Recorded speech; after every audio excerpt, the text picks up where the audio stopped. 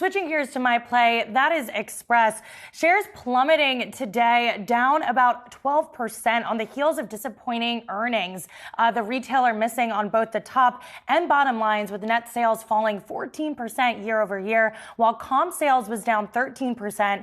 Guidance also came in underestimated, rough, I should say, with the company expecting Q1 comp sales of negative low double digits and a loss per share between 70 and 80 cents as consumers cut back on discretionary spending against the backdrop of inflation. Now remember, Express was a meme stock at one point, but it is now down about 80% on a year-over-year basis. A penny stock.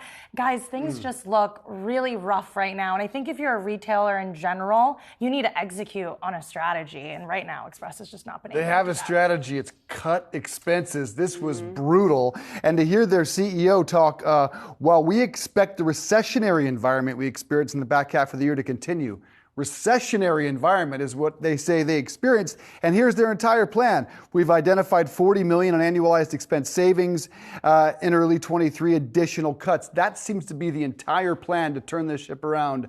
Bleak, to say the least. Yeah, it certainly is very, very bleak. And you mentioned that drop that we saw in revenue. Comp sales were also off over 10%. They declined 13% during the quarter. And I agree, you're going into the company has been in a very, very challenging position. Consumers are not spending more on these types of things on apparel, at least for right now. So it's going to be an uphill battle here for Express. And I think lots of people are wondering whether or not they're going to be able to execute on this turnaround plan. Not looking good, man.